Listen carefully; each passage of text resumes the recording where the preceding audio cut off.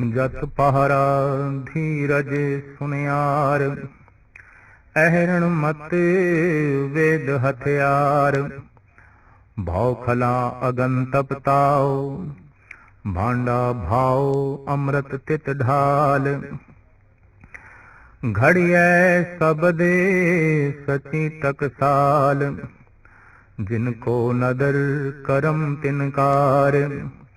नानक नदरी नदर निहाल। जपजी साहब दी 38ਵੀਂ पौड़ी, जो पौड़ियां दा उपसंगार है। पौड़ियां दे रूप दे जिस दे जपजी साहब दी समाप्ति है, ते जपजी साहब दा हुण मूल सार साहिब श्री गुरु नानक देव जी महाराज इस पौड़ी दे कथन करते हैं। सारियां पौड़ियां दे मूल शिक्षा ते दीक्षा यही सी कि किसी तरीके नाल मन नूं घड़िया जाए, मत नूं घड़िया जाए, बुद्ध नूं घड़िया जाए। हुण उसे दा ही विस्तार इस इक्के पौड़ी दे जिहड़ी गल आपने 37 पौड़ियां दे आखी है, उहदा सार, उसदा तत्त इस 38ਵੀਂ पौड़ी गुरु नानक देव जी महाराज इस ढंग नाल वर्णन करते हैं। जे घड़ना है मन नूं तां केड़ी टकसाल दे घड़ीए, किथे घड़ीए? घड़ीए शब्द सची टकसाल। शब्द दी टकसाल, सच दी जो टकसाल है, उत्थे घड़ना है। भाव जिथे शब्द दा उचारण है, शब्द दा जाप है, शब्द दी व्याख्या है, शब्द दा जिथे विस्तार है, शब्द ही शब्द है जिथे, उस टकसाल दे इस मन नूं घड़ना है। भाव शब्द दी टकसाल सत्संग दे इस मन नूं घड़ना है। दुकान केड़ी, हथियार केड़े, अहरण केड़ा, फिर अग्नि तो बिना ढालना ते घालना बहुत औखा है, तो अग्नि केड़ी? इस सब कुछ का विस्तार गुरु बाबा जी इंज करते ने। जत पहारा, पहारा सुनियार दी दुकान जिथे अनेकां जेवर पए ने घड़े हुए। साहिब कहंदे ने तू जत दी पहारा बना। भाव अपने पंजे इंद्रियां नूं काबू दे च रख। जत की है? सही वेखना, सही बोलना, सही सुनना और सच सूंघना ते सच ही स्पर्श करना ते सच नूं ही सोचना। बस ये जत है, बाकी कोई जति नहीं जगत दे। बिंद राख जो तरिए भाई, खुसरे क्यों ना परम गत पाई। भगत कबीर जी महाराज। अगर बिंद नूं शरीर दे च धारण करके ते यतना नाल उसनूं ठहराया जाए तो भगत कबीर कहते ने खुसरा भी फिर जती है, क्योंकि वह भी बिंद नूं शरीर दे विच जो है रख लैंदा है। ते गुरु नानक देव जी महाराज का फैसला कि इस तल ते बिंद नूं शरीर दे रखिया ही नहीं जा सकता। अनेक जतन करे बिंद किवे ना रहाई, मनुआ डोले नरके जाई। लिहाजा साहिब श्री गुरु नानक देव जी महाराज की दृष्टि ओ जति जति नहीं जो जगत की दृष्टि जति गिणिया जाता है। ग्रस्त का त्याग कर देना तो त्याग दा मार्ग गुरु नानक दा मार्ग नहीं है। त्यागी भ्रष्ट हो सकता है, जिसने ग्रहण किया होया है उन्होंने की भ्रष्ट करोगे। इस वास्ते योग भ्रष्ट शब्द साडे देश दे बड़ा प्रचलित है। फलाना योगी भ्रष्ट हो गया, फलाना त्यागी भ्रष्ट हो गया। पर जो किरत करता है ते जिहदे कोल धन है उन्होंने धन दे के किस तरह भ्रष्ट करोगे। जो गृहस्थी है ते जिहदी कोल नारी है उन्होंने नारी का रूप दिखा के किस तरह भ्रष्ट करोगे। इस वास्ते गुरु नानक दा मार्ग ओ मार्ग है, इनू सही ढंग नाल अपनांदियां मनुख भ्रष्ट नहीं हो सकता। भ्रष्ट ते ओही होवेगा जिन्हें त्याग कीता है, ते त्याग जिस चीज का कीता उसका लोभ दे के ओदा रूप संवार के मनुख नूं जो है भ्रष्ट किया जा सकता है। और अज तक इस तरह के त्यागी भ्रष्ट होंदे आए ने और होंदे रहणगे। क्यों कि यह प्रकृति के नियम तो उल्ट गल है। साहिब कहते ने जत दी तू पहारा बना, तो जत तो मुराद मिथ्या नाही रसना परस, मन में प्रीत निरंजन दर्श। जबान तो मिथ्या वाक नहीं बोलने, जबान नूं काबू च रखना। शेख सादी साहब कहते ने जिथे मेरे बोलण तो बिना कम चलदा होवे, उत्थे मैनू हरगिज नहीं बोलना चाहिए। उत्थे मेरा बोलना समझ लो जत दा त्याग है, क्योंकि लोड़ ही नहीं, किसी नूं लोड़ ही नहीं। जिथे मेरे बोलण दी लोड़ नहीं, उत्थे मैनू नहीं बोलना चाहिए। पर जिथे मैं देखा कि वगर भी नम के नाबीना ऊंचा अस्त, अगर खामोश बनशीनम गुनाह अस्त। जिथे मैं देखा कि एक नाबीन है, एक अंधा है, ते ओदे अगों खूह है, ते फिर भी मैं चुप रह जावा, मेरा चुप रह जाना एक गुनाह होवेगा, पाप होवेगा। उत्थे मैनूं बोलना चाहिए भी खूह है, ऐ खूह है, ऐ अंधे रुक जा। पर बंदा सुजाखा है, उन्हों सब कुछ दिखाई दे रहा है, तो फिर मैं रोला पावां बई अगों खूह है, अगों खूह है। ये मिथ्या बोलना है, ये फिजूल बोलना है, ये ज्यादा बोलना है। तो जती बंदा उतना ही बोलता है जितनी लोड़ है, वही सुनता है जो जीवन लई लाभकारी है, वही कुछ वेखदा है जिहदे नाल जिंदगी दी तामीर होवे, और वही कुछ स्पर्श करता है जिहदे नाल अपवित्रता ना होवे, और वही कुछ सोचता है जिहदे नाल सोचनी बुलंदियां नूं छूवे, सुरत उच्ची होवे। जती दे ये लक्षण ने। तो साहिब कहन जत दी पहारा बनाई जावे, सुनियारे दी दुकान, ते सुनारा कौन होवे? धीरज सुनियार। धीरज इनू सुनियार बनाया जावे। जल्दबाजी ते काली तबीयत ਇਹਦੇ ਚ ਮਨੁੱਖ ਦੇ ਕੋਲ ਅਨੇਕਾਂ ਭੁੱਲਾਂ ਆਉਂਦੀਆਂ ਨੇ। ਜਲਦਬਾਜ਼ੀ ਦੇ ਗਿਆਨ ਤੇ ਧਿਆਨ ਮਨੁੱਖ ਦਾ ਗਹਿਰਾ ਨਹੀਂ ਜਾਂਦਾ। ਜਲਦੀ ਜਲਦੀ ਅਕਸਰ ਦੇਖਿਆ ਗਿਆ ਹੈ ਮਨੁੱਖ ਕਾਫੀ ਕੁਝ ਭੁੱਲ ਜਾਂਦਾ ਹੈ। ਬਹੁਤ ਜਲਦੀ ਦੇ ਹੋਵੇ तो ਜ਼ਰੂਰੀ ਕਾਗਜ਼ਾਤ ਜਾਂ ਵਸਤੂਆਂ ਮਨੁੱਖ ਅਕਸਰ ਭੁੱਲ ਜਾਂਦੇ ਨੇ। ਕਾਰਨ ਕਿ ਜਲਦੀ ਦੇ ਧਿਆਨ ਮਨੁੱਖ ਦਾ ਗਹਿਰਾਈ ਦੇ ਨਹੀਂ ਜਾਂਦਾ। ਇਸ ਵਾਸਤੇ ਦੁਨੀਆ ਦੇ तमाम ਧਰਮ ਗ੍ਰੰਥਾਂ ਨੇ ਤੇ ਮਹਾਂਪੁਰਸ਼ਾਂ ਨੇ धीरज नूं ठहराव नूं बहुत वड्डा मान दिता है, ते जल्दबाजी नूं काहली तबीयत नूं अक्सर आख्या है कि ये दैंतां दे लक्षण ने।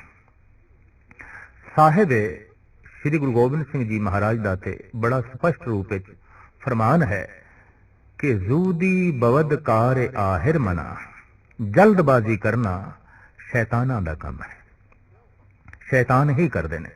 क्यों कि जल्दबाजी दे काम दी गहराई दे मनुख झात मार नहीं सकेगा, लिहाजा उल्टा ही होवेगा, गलत होवेगा, अनर्थ होवेगा। तो धीरज नूं सुनियार बना। धीरज हर गल नूं ठहराव नाल, ध्यान दी एकाग्रता नाल, गहराई नाल, दूरदृष्टि नाल करना धीरज। महाराज ते कहने दे लम्मी नदर निहालिए। आसा दीवार दी बड़ी सुंदर पंक्ति है। ऐ बंदे कदम एक चल ते दृष्टि 100 कदमां ते रख, भी तेरा एक कदम आखिर पहुंचेगा किथे। तो मंजिल दी तरफ भी ध्यान रख। तो ये तां ही ध्यान रखिया जा सकता है कि बंदे दे अंदर धीरज होवे। तो महाराज कहते जत दी होवे पहारा ते धीरज सुनियार होवे, घड़ना ते मननो है। हुण किवें घड़ीए? अहरण मत वेद हथियार। अहरण ਜਿਹਦੇ ਉੱਤੇ ਰੱਖ ਕੇ ਤੇ ਹਥੋੜਿਆਂ ਦੀ ਚੋਟ ਨਾਲ ਸੁਨਿਆਰਾ ਸੋਨੇ ਨੂੰ ਘੜਦਾ ਹੈ, ਤੇ ਕੰਚਨ ਇਹ ਸੋਨਾ ਸਾਡਾ ਹਿਰਦਾ ਹੈ, ਸਾਡਾ ਮਨ ਹੈ, ਪਰ ਹੈ ਅਨਘੜਾ। ਤੇ ਅਨਘੜਾ ਕਾਬਲੇ ਦੀਦ ਨਹੀਂ ਆਉਂਦਾ, ਅਨਘੜਾ ਖੂਬਸੂਰਤ ਨਹੀਂ ਆਉਂਦਾ। ਸਾਹਿਬ ਕਹਿੰਦੇ ਨੇ ਇਹੋ ਮਨ ਸੁੰਦਰ ਆਪਣਾ, ਹਰ ਨਾਮ ਮਜੀਠੇ ਰੰਗਰੀ। घड़िया होया मन ते परमात्मा दा रूप हो जाता है। मन तू जोत स्वरूप है, अपना मूल पहचान। तो घड़िया होया मन भगवान है, अनघड़िया मन शैतान है। बस ये हकीकत है। तो अहरण मत, मत सोचन शक्ति, विचार शक्ति, इनू अहरण बना। ਤੇ ਵੇਦ ਹਥਿਆਰ, वेद इत्थे एक वचन है, बहुवचन नहीं। अगर बहुवचन होंदा तो वेद दे अर्थ सन 4 वेद, पर चूंकि दद्दे थल्ले औंकड़ है ते ये एक वचन है, तो चूंकि एक वचन है इस वास्ते इसका अर्थ है ज्ञान।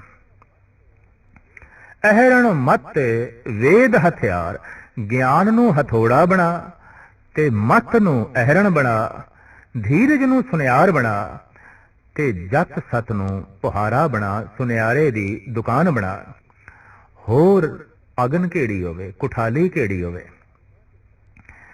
ते ढालना किस तरह है, घड़ना किस तरह है, तो सतगुरु अगे दसदे ने भौ खला अगन तपताओ। पुरानी कुठाली जिहदे च कोले पा के ते धौंकड़ी दे नाल हवा दे के कोयलियां दे अगन नू प्रज्वलित कीता जांदा सी, भड़काया जांदा सी। तो ओ धौंकड़ी ओ तू केड़ी बनानी है, तो साहिब कहते ने भौ खला, धौंकड़ी बना तू भौ दी। दरअसल जिथे परमात्मा दा भय नहीं उत्थे जगत दा भय होवेगा।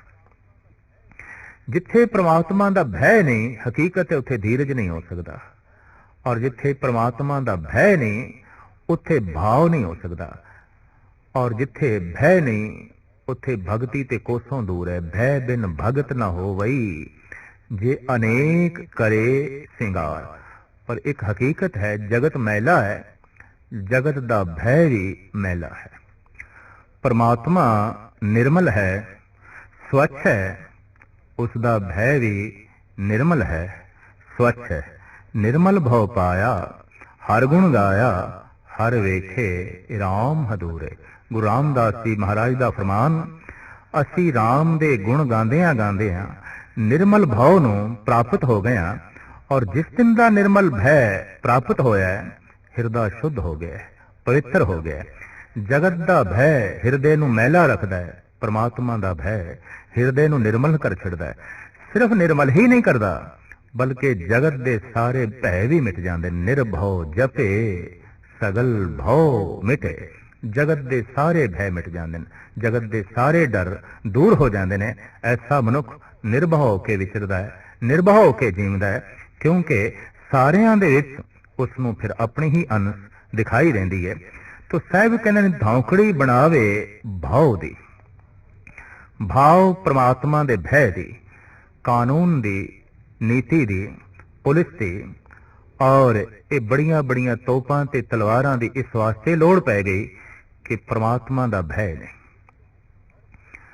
जिस दिन हर मनुख परमात्मा दे भय दे जीण लग पिया, उस दिन जमीन ते जेल खाने नहीं रहणगे, पुलिस नहीं रहेगी, अदालतां नहीं रहणगियां, हथियार नहीं रहणगे, तोपां नहीं रहणगियां, क्योंकि परमात्मा दे भय ने हिरदा इतना स्वच्छ कर देना है।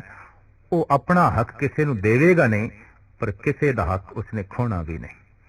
तो अदालतां दी की लोड़, कानून दी की लोड़, क्योंकि परमात्मा दा भय है नहीं, ते सिर्फ भय है जगत दा, ते जगत मैला है, जगत दा भय मैला है।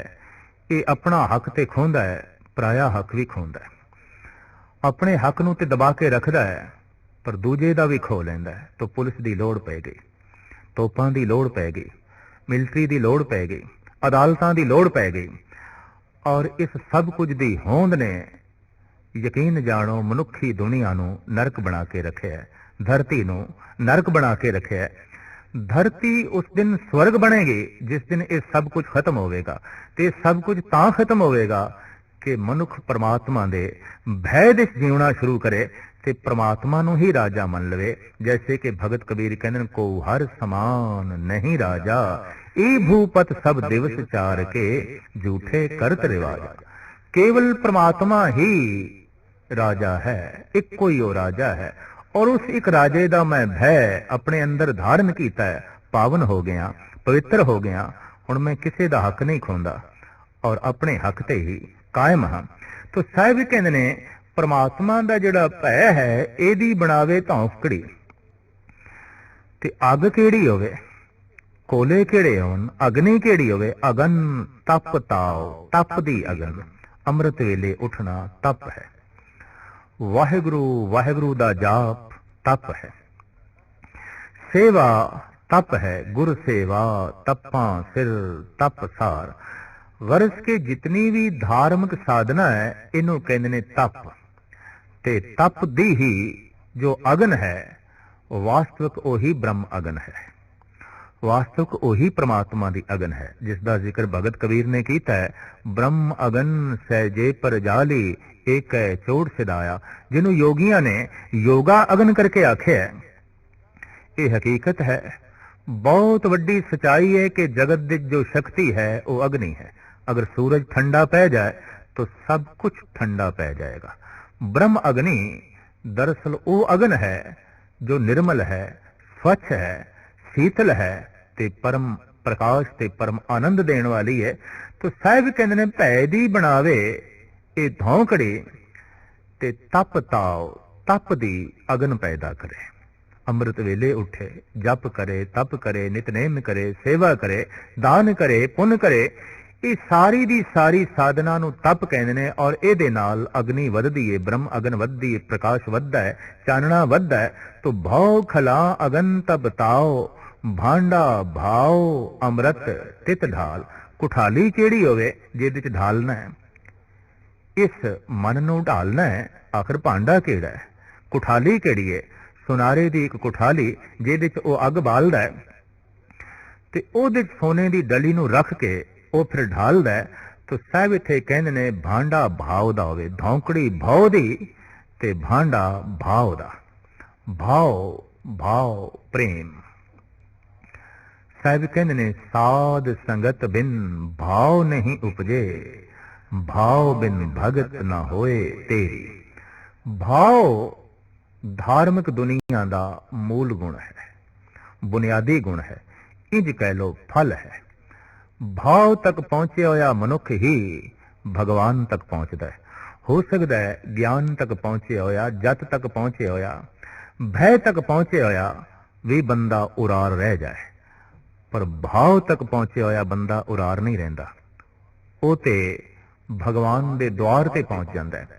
पर भाव तां पैदा होवेगा जे भय होवे, ते भय तां पैदा होवेगा जे वेद होवे, विद्या होवे, ज्ञान होवे, ते ज्ञान तां पैदा होवेगा जे धीरज होवे, क्योंकि जल्दबाज बंदे कोल ज्ञान नहीं हो सकता।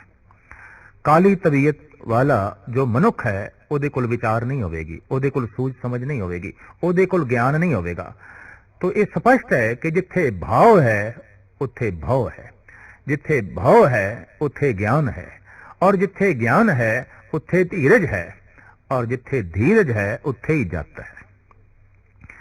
जत तो धीरज का जन्म होया, धीरज तो ज्ञान का जन्म होया, ज्ञान तो भव का जन्म होया, ते भव ने बाकायदा भाव नूं जन्म दिता, ते भाव ने मनुख की सुरत नूं एकदम भगवान दे द्वारे ते पहुंचा दिता, परमात्मा दे द्वारे ते पहुंचा दिता। भांडा भाव अमृत तित ढाल। इहदे विच ही अमृतमई अपने मन नूं ढाल तो भावना दा भांडा बना के, भावना दी कुठाली बना के, घड़िए शब्द सची टकसाल। इस तरह सच दी टकसाल विच, शब्द दी टकसाल विच अपने मन नूं जो है तू घड़, और ऐसा घड़ के मन ही जोत स्वरूप हो जाए, मन ही परमात्मा हो जाए। मन तू जोत स्वरूप है, अपना मूल पछाण। धर्म दी सारी साधना मन दी साधना है। मम्मा मन स्यों काज है, मन सा दे सिद्ध होए, मन ही मन स्यों कहे कबीरा, मन सा मिलिया न कोय। पर महाराज कहते ने ये काम कौन करते ने? इस तरह सच दी शब्द दी टकसाल विच अपने मन नूं कौन घड़दे ने? जिनको नदर करम तिन कार। ये कार ये काम वो करते ने जिन्हां दे उत्ते परमात्मा दी दृष्टि है, जिन्हां दे उत्ते परमात्मा दी निगाह है। कोई मनुख किसी बहुत वड्डे मनुख दी निगाह थले आ जाए तो वड्डे मनुख दी निगाह थले आउंदियां ही वो वड्डा हो जाता है, ते जिहड़ा परमात्मा दी निगाह थले आ जाए वो ते इतना वड्डा हो जाएगा उसका कोई मुकाबला ही नहीं। इस वास्ते अक्सर प्रार्थना दे यही आख्या जाता है, हे प्रभु तू नदर सवली कर, तू अपनी मेहर दी निगाह कर। तो मेहर दी निगाह तो मुराद यह है कि तू अपनी निगाह दे थल्ले रख, ओदी निगाहां दे ते मेहर ही मेहर है, ओदी निगाह दे ते अमृत ही अमृत है, ओदी निगाह दे ते प्रकाश ही प्रकाश है। पर सिर्फ इतना है कि कोई उसकी निगाह दे थल्ले आ जाए। ਜਿਹੜਾ उसकी निगाह दे थल्ले आ गया है, पहचान की है, गुरु नानक देव जी महाराज कहते उसका एक काम होवेगा कि वह अपना मन घड़न लग पाएगा। जिनको नदर करम तिनकार, ते जेदे उत्ते बख्शिश हो गई, जेदे उत्ते निगाह हो गई, उसने ये काम आरंभ दिता, ते फिर फल की होवेगा, अंजाम की होवेगा। साहिब कहते नानक नदरी नदर निहा। फिर वो कार करदे आया इस ढंग की उसके उत्ते नदर हो जाएगी कि निहाल हो जाएगा, निहाल हो जाएगा, महान हो जाएगा। और ये निहाल होना व्याख्या तो परे है, ये निहाल होना कथन तो परे है। जो परमात्मा की निगाह दे थल्ले आ गया, परमात्मा वर्गा हो गया, ईश्वर वर्गा हो गया, अकाल पुरख वर्गा हो गया। तो धर्म की सारी साधना इस वास्ते है कि किसी तरीके नाल मनुख परमात्मा की निगाह का पात्र बन जाए, उहदे नजरे कर्म का जो है पात्र बन जाए। इस वास्ते देखा गया है कि परमात्मा सिर्फ दृष्टि ही करता है तो उसकी दृष्टि ही बोलना है। ये तो ठीक है कि अजे असी जबान की भाषा समझते हैं, अख की भाषा नहीं समझते। लेकिन कुछ ऐसा भी है जो जबान बयान नहीं कर सकती, अखां कह देंदियां। अख बहुत कुछ कह देंदी है। कहते प्रेम नूं जबान बयान नहीं कर सकती, लेकिन अख बयान कर देंदी है। इसे तरीके नाल बहुता क्रोध होवे ते जबान लड़खड़ा जाती है, ते जबान बयान नहीं कर सकती, पर अखां बयान कर देंदियां। अखां जो है दस देंदियां ने। वो जिहड़ा परिपूर्ण परमात्मा है, बस उसकी निगाह दे अमृत ही अमृत है, ਉਹਦੀ ਨਿਗਾਹ ਵਿੱਚ ਮਿਹਰਬਾਨੀ ਹੀ ਮਿਹਰਬਾਨੀ ਹੈ, ਚਾਨਣਾ ਹੀ ਚਾਨਣਾ ਹੈ। और ਉਹਦੀ ਨਿਗਾਹ ਦੇ ਥੱਲੇ ਸਾਰੇ ਨੇ। फर्क सिर्फ इतना है कि ਉਹਦੀ ਨਿਗਾਹ ਸਾਡੇ ਤੇ ना पवे। अक्सर मनुख एक बुरका ओढ़ लैंदा है, पर्दे ਵਿੱਚ चला जाता है। धर्म की सारी साधना इस वास्ते ऐ बंदे तू अपना ये पर्दा एक पासे रख, ताकि पूर्ण रूप दे परमात्मा की निगाह का तू पात्र बन जावे, उसकी दृष्टि का तू पात्र बन जावे। ते जैसे उसकी दृष्टि के थल्ले तू आया, तू निहाल निहाल निहाल हो जाएगा। जपजी साहब का ये सार है 38ਵੀਂ पौड़ी, जिहदे सतगुरुदेव जी महाराज ने मूल गल कह दी भी जिथे जत होवेगा उत्थे धीरज होवेगा, और जिथे धीरज होवेगा उत्थे ज्ञान होवेगा, जिथे ज्ञान होवेगा उत्थे परमात्मा का भय होवेगा, जिथे भय होवेगा उत्थे भाव होवेगा, और जिथे भाव होवेगा उत्थे भगवान आप होवेगा। उत्थे जपजी अकाल पुरख की तरफों होया गुरु नानक देव जी महाराज दे उत्ते पहला उद्घोष है, जिसनों कहते ने अलहाम, जिसनों कहते ने आकाशबाणी। वही नदी दे चुब्बी ला के जद मेरे पातशाह तीसरे दिन कब्रिस्तान विच प्रगट होए ने, तो आप दी रसना तो जिहड़े बोल निकले ने वो जपजी है। यही अमर कलाम है, और यही जगत लई वो जीना है जिस दे उत्ते चढ़ के मनुख ने पहुंचना है सच खंड वसे निरंकार। इसकी इतनी वड्डी महिमा है कि गुरु अमरदास जी महाराज फरमान करते हैं, जो जपजी साहब का पाठ निता प्रति करता है, दुख दलिदर कल कलेश भूत प्रेत उस तो हमेशा ही दूर रहेंगे। श्री मुख ते तब उत्तर कहो, प्रेत लगयो जै सिक्को लयो, सोने पढ़त होत जप रसना, जिन्हू कंठ तिन पर कछ बसना। गुरु अमरदास जी महाराज का फरमान, जिन्हू जपजी कंठ है ਉਹਦੇ नेड़े भूत प्रेत नहीं, जिन्हू जपजी कंठ है ਉਹਦੇ नेड़े दुख ते तकलीफ नहीं, जिन्हू जपजी कंठ है उसे कोल ही परम आनंद है, उसे कोल ही परम रस है। रहत नामिਆਂ ਦੇ बानी ऐसा लिखते ने, बिन जप जाप जिहवे जो प्रसाद, सो बिस्टा का किरम होए जन्म गवावे बाद। फरमान रहत नामे दा कि बिना जपजी साहब दे पाठ तो जो अन्न पानी ग्रहण कर लेंदा है, ऐसा सिख मर के बिस्टा का कीड़ा ही बनता है, और जिंदगी अपनी फिजूल गवा बैठता है, व्यर्थ गवा बैठता है। जपजी जा साहब ਜ਼ਿੰਦਗੀ ਨੂੰ ਸਾਰਥਕ ਕਰਦੀ ਹੈ। ਜਪਜੀ ਸਾਹਿਬ ਮਨੁੱਖ ਨੂੰ ਸਾਹਿਬ ਬਣਾ ਦਿੰਦੀ ਹੈ, ਮਾਲਕ ਬਣਾ ਦਿੰਦੀ ਹੈ। ਜਪਜੀ ਸਾਹਿਬ ਸਾਹਿਬ ਨਾਲ ਜੋੜ ਦਿੰਦੀ ਹੈ। ਵਾਕਈ ਇਸ ਬਾਣੀ ਦੇ ਨਾਲ ਜੋ ਸਿੱਖ ਜਗਤ ਨੇ ਸਾਹਿਬ ਸ਼ਬਦ ਜੋੜਿਆ ਹੈ, ਬੜਾ ਕੀਮਤੀ ਹੈ। ਜਪਜੀ ਸਾਹਿਬ, ਕਿਉਂਕਿ ਜਪਜੀ ਹੀ ਸਾਹਿਬ ਤੱਕ ਮਿਲਣ ਦਾ ਵਸੀਲਾ ਹੈ। ਜਪਜੀ ਹੀ ਸਾਹਿਬ ਨਾਲ ਜੁੜਨ ਦਾ ਸਾਧਨ ਹੈ ਤੇ ਜਪਜੀ ਹੀ ਸਾਹਿਬ ਦੇ ਜੋੜ ਕੇ ਮਨੁੱਖ ਨੂੰ ਸਾਹਿਬ ਬਣਾ ਦਿੰਦੀ ਹੈ, ਮਾਲਕ ਬਣਾ ਦਿੰਦੀ ਹੈ। ਫਿਰ ਮਨੁੱਖ ਗੁਲਾਮ ਨਹੀਂ ਰਹਿ ਜਾਂਦਾ, ਫਿਰ ਤੇ ਬਾਦਸ਼ਾਹ ਹੋ ਜਾਂਦਾ ਹੈ। ਜਿਸ ਨੂੰ ਬਖਸ਼ੇ ਸਿਫਤ ਸਲਾਹ ਨਾਨਕ ਪਾਤਸ਼ਾਹੀ। ਪਾਤਸ਼ਾਹ ਤੇ ਬਾਦਸ਼ਾਹਾਂ ਦਾ ਬਾਦਸ਼ਾਹ ਕੌਣ ਹੁੰਦਾ ਹੈ? ਜਿਹੜੇ ਇਹ ਗੁਣ ਮੇਰੇ ਪਾਤਸ਼ਾਹ ਨੇ ਇਸ ਜਪਜੀ ਸਾਹਿਬ ਦੀ ਅਖੀਰਲੀ ਪੌੜੀ ਦੇ ਵਰਣਨ ਕਰ ਦਿੱਤੇ ਨੇ। ਇਸ ਤੋਂ ਅੱਗੇ ਜੋ ਹੈ ਉਹ ਸ਼ਲੋਕ ਹੈ, ਪੌੜੀ ਨਹੀਂ।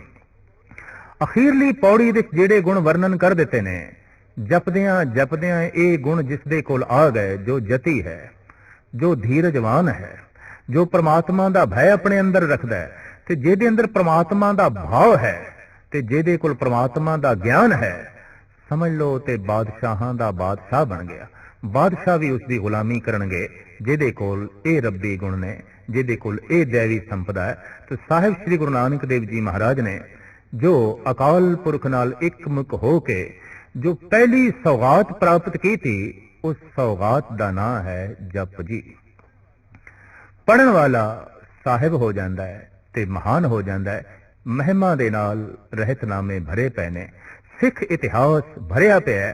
ਪੁਰਾਣੇ ਸਿੱਖ ਜਦ ਬਾਣੀ ਦਾ ਕੋਈ ਬਹੁਤ ਲੰਬਾ ਚੌੜਾ ਬੌਧ ਨਹੀਂ ਰੱਖਦੇ ਸਨ, ਸਿਰਫ ਜਪਜੀ ਹੀ ਪੜ੍ਹ ਕੇ ਨਿਹਾਲ ਹੋ ਜਾਂਦੇ ਸਨ।